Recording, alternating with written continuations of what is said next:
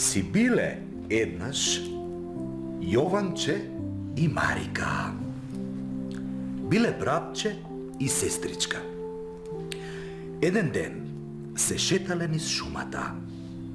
Марика му рекла на Јованче: да не одиме длабоко во шумава, да не се загубиме.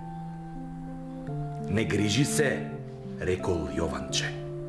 Цело време фрлам бели камчиња. Се стемнило, а Марика исплашено рекла: што ќе правиме сега, Јованче? Не грижи се, само следи ги белите камчиња, рекол тој.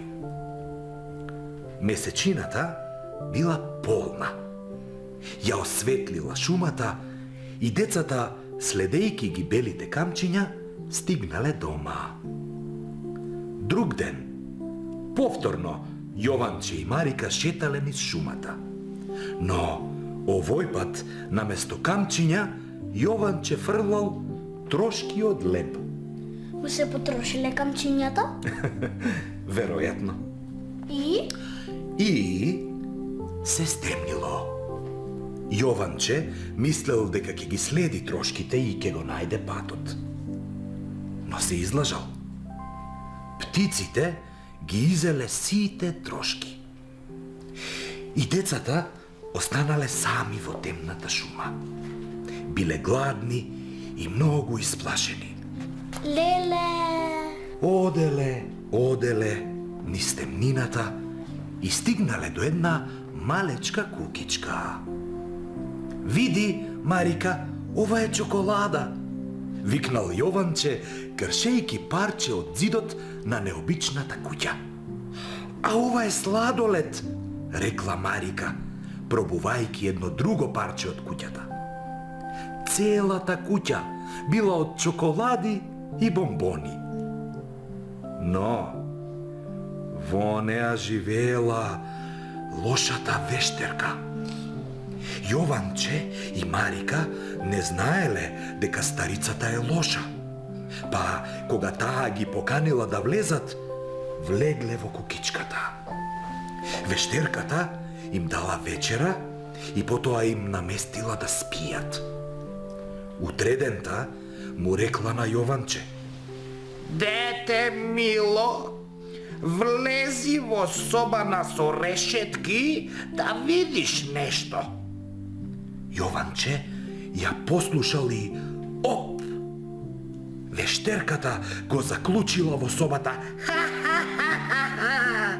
Марика ке ми готви и ке ми чисти, а за тебе, Јованче, ке смислам нешто многу пострашно. Леле! И? Што направиле Јованче и Марика? На Јованче му станало јасно дека старицата е многу лоша вештерка, а Марика многу плачела и попусто ја молела лошата вештерка да ги пушти да си одат дома. За среќа, лошата вештерка била стара и имала слаб вид, па Марика искористила еден момент на нејзино невнимание и ја турнала вештерката во една голема печка и таму ја затворила. Навистина била многу лоша. И што се случило потоа? И потоа Марика успеала да го ослободи Јованче. Останале уште неколку дена во чоколадната куќа и си грицкале од шекерните прозорци, од покривот направен од сладолед, од чоколадните ѕидови.